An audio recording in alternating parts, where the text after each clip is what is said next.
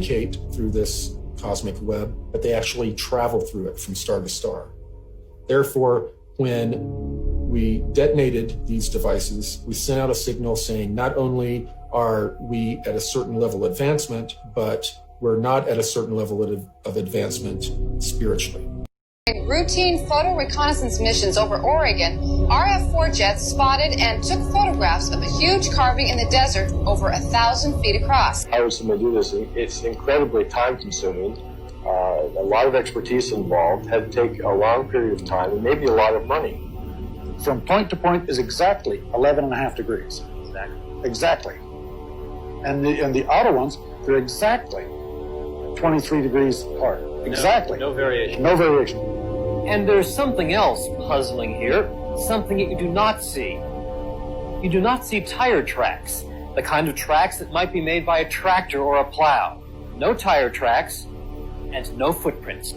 In Oregon, I'm Walden Kirsch for NBC News. The mandala, remember, is supposed to be a symbol of the cosmic mind, a symbol of the creator, the origin of the universe, the geometric nature of how everything unfolds. One of the ways that the Nazis obtained their advanced technology before World War II was through the use of a channeler called Maria Orsic. Maria Orsic was channeling telepathic messages from extraterrestrials that were offering her plans and schematics to actually create anti-gravity craft. Maria Orsic channeled this information for the occult Vril Society in Germany. This information was later used by these German secret societies to build out many of their crafts. Because they were focused more on the qualitative superiority rather than the quantitative, they were more focused on having more advanced technology rather than more tanks and boots on the ground. They were losing the ground war in Europe, but they were obtaining the more advanced technology. And to save that technology, they took it down to Antarctica pre and during World War II. Reptilians really came into control and started to be able to manipulate what was going on the face of the planet about 6,000 to 7,000 years ago. It is true that they have different masking technologies to be able to be in a room and look like a human, but usually they're in underground bases in various places on the globe, as well as in a huge area in Antarctica. The southeast region has a large number of underground caverns that are kept extremely warm, too warm for humans, by geothermal heat. It's a perfect place for all of these colonies that...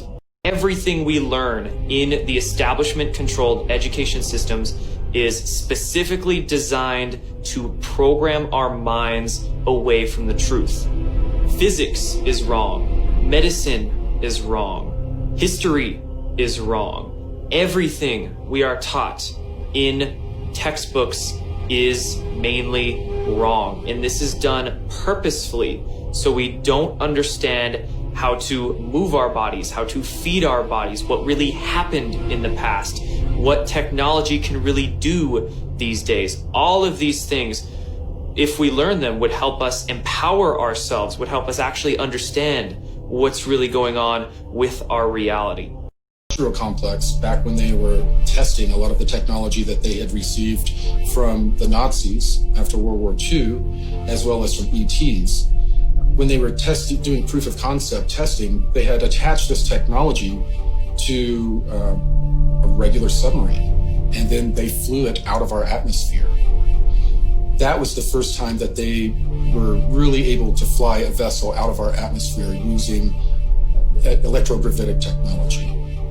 The reason that they used a submarine was, of course, because they were self-enclosed. The crews that served on them were used to serving 6 months or more away from home, having all of their supplies with them. And they had the psychology of being able to handle those tight quarters for such a long time. Some of them were kilometer long or longer, and they could make them longer by putting in sections. The DC flyover was an event that occurred over successive weekends in July of 1952 in Washington, DC. And what had happened was that there was a mass sighting right over the Capitol building in Washington, D.C. There was many lights in the sky. Now, many people believe that this was a UFO or an extraterrestrial incident, but in fact, it was not. It was German saucers, German craft that were flying over the Capitol building and essentially forcing the hand of the Americans to accept many of these Nazi scientists into their control structures. When many of these Nazi scientists came into America after World War II in Operation Paperclip, they infiltrated into basically every power structure in the United States, government, media, medical systems, basically everything. The closest we ever came to having technologies and the existence of non-terrestrials go public was actually in 1962-63. I'm told through alliance sources that President Kennedy was indeed going to make some announcements and also make announcements that he was going to take drastic steps against some of these secret societies that were running the planet. Therefore, they worked through the CIA to have him eliminated. When he was eliminated in a very public way, the cabal came into power in a very public way. They had been controlling things very covertly up until that point. But since then, they have overtly controlled the destiny of the United States. Warden was developed to do exactly what its namesake says, to police our solar system. We had the technology to prevent these interloper ET races from coming into our solar system, grabbing our people and leaving. We could now stop them. So Solar Warden was developed and began to do its job of policing the solar system.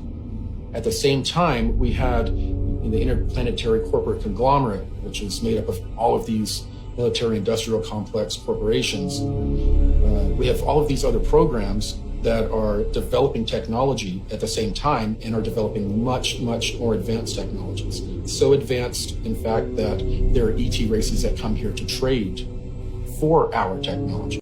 MK Ultra was a program done by the CIA in the 1950s and 60s, and within MK Ultra, they experimented with trauma-based mind control through the use of electroshock therapy, through the use of mind-altering drugs, through the use of even hypnotic regression and many other techniques to figure out how to control and program human beings. People in to the military, send them through training, testing, find out where their skills lean and if they have the fortitude for this type of mission. And then they're invited in or drafted in, and they'll serve a 20-year term. And this is referred to as a 20 and back. And after that 20 years, they're actually age regressed and regressed back in time using the technology that was handed to us by non-terrestrials. And then they were buttoned up in time and placed back in their life, having no memory of serving in the secret space program. The whole point of regressing people back in time after serving in the 20 and back and wiping their memory has to do with a deal that was made with an extraterrestrial group that gave us that technology. There's a Nordic group that are engaged in a time and space battle with a reptilian group.